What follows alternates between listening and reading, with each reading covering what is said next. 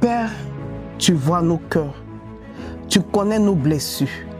Approche-toi de nous, comme tu le dis dans ta parole. Tu es près de ceux qui ont le cœur brisé et tu sauves ceux qui ont l'esprit dans l'abattement.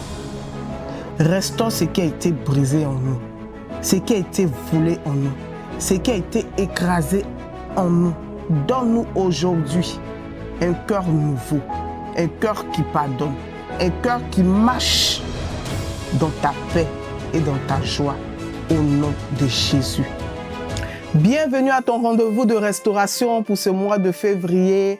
Alors, Dieu désire toucher la partie la plus profonde de ton être qui est ton cœur. Le cœur est le centre de la vie spirituelle, physique et même émotionnelle. Lorsque le cœur est brisé, tout semble s'effondrer autour de toi. Force, relation, vision, joie, patte en vrille. Alors, pour ce mois de février, le désir de Dieu est de toucher ton cœur. Alors, prends avec moi ta Bible. Nous allons aller dans Psaume 34, le verset 19. L'Éternel est près de ceux qui ont le cœur brisé et il sauve ceux qui ont l'esprit dans l'abattement. Amen. Un cœur peut être brisé par des trahisons, des promesses non tenues, des déceptions affectives ou familiales, l'attente qui dure, les paroles blessantes, les pertes, le deuil, la honte, les échecs. Mais ce passage de Psaume 34, le verset 19, nous révèle 5 clés importantes que Dieu utilise dans sa démarche de restauration de notre cœur. La première clé, la proximité divine. Dieu s'approche des cœurs brisés. Il ne les méprise pas, non, il les recherche pour les restaurer. Dieu ne s'éloigne pas d'un cœur brisé, il s'en approche. Là où les hommes prennent de la distance, lui, il est là. Là où certains combats ne sont pas compris, lui, il est là. Là où les blessures semblent être trop profondes, Dieu est là et il s'approche davantage. La proximité divine est une réponse à notre douleur. La deuxième clé, l'écoute divine. Dieu entend nos cris avant même que nous parlons et il nous écoute réellement. Il n'y a aucune prière trop faible, aucun soupir trop discret, aucune larme peut-être ignorée par Dieu. Dieu écoute même ce que notre bouche n'arrive pas à prononcer, à exprimer. Nos larmes, nos silences, nos soupirs sont une prière. Dieu écoute l'émotion derrière la voix et il ne fait pas semblant. Il ne minimise pas ce que nous ressentons. Il ne se presse pas de nous révéler trop vite. Il écoute pour mieux nous restaurer.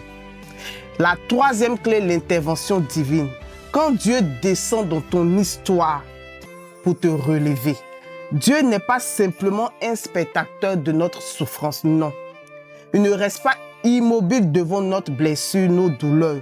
Il ne se contente pas de compatir, mais il agit. L'intervention divine est une réponse à notre douleur, qu'elle soit visible ou invisible, précise ou personnelle.